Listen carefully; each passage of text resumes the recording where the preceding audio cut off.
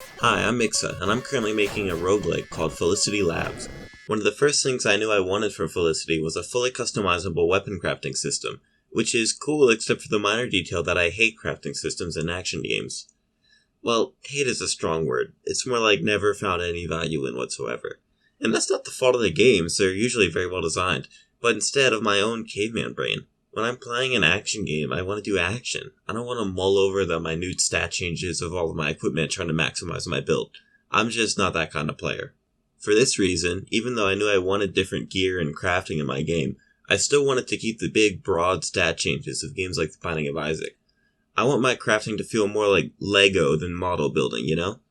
For this reason, I've developed what is hopefully a very intuitive and simple system that still offers enough depth and flexibility to stay fresh after dozens of playthroughs.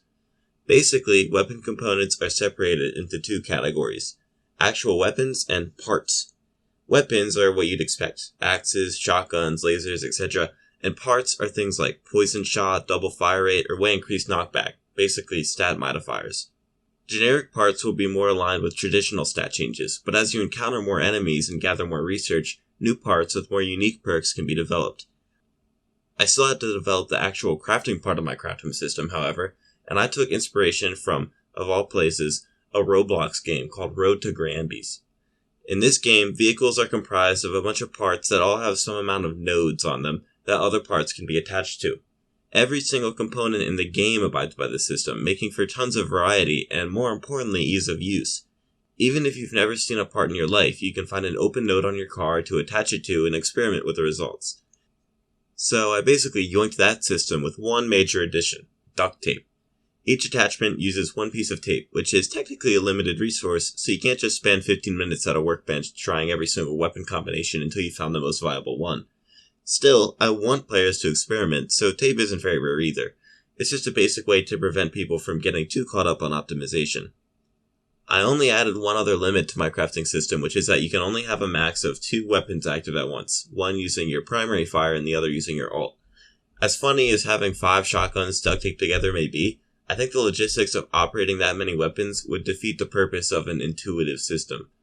So after a few days working on implementation and setting up a shockingly complicated web of classes, serialized objects, and lists, I had a prototype working pretty well.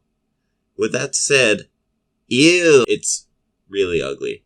So I redid all of the placeholder sprites, added some shaders and animations, sprinkled in a touch of lighting, and I think it looks a lot better now. I still have to spend some time tweaking it, and of course, if any of you have feedback, I'd love to hear it. Finally, I had the in-game models sync up with your custom weapons using a similar node-based system. I won't get too much into the technical weeds of how everything works, but every weapon object basically comes bundled with its actual 3D model that is positioned and rotated accordingly upon weapon merging. I still haven't added the part half of weapon crafting, which will hopefully provide way more depth, but it works pretty much exactly the same. I also plan on adding way more interesting weapons than sticks, pistols, and shotguns, but I'm starting small for now. In fact, I was able to completely finish the shotgun from scratch in about an hour, which means adding new weapons should be a breeze with this system. Even though coding this was a slog and took a lot longer than I anticipated, especially adding controller support, I'm happy that I can focus on the fun stuff now. At least until I have to figure out how these weapons are going to be serialized and saved. But that's for later. As always, feel free to comment any feedback, ideas, or suggestions, and thank you so much for watching. Alright, bye.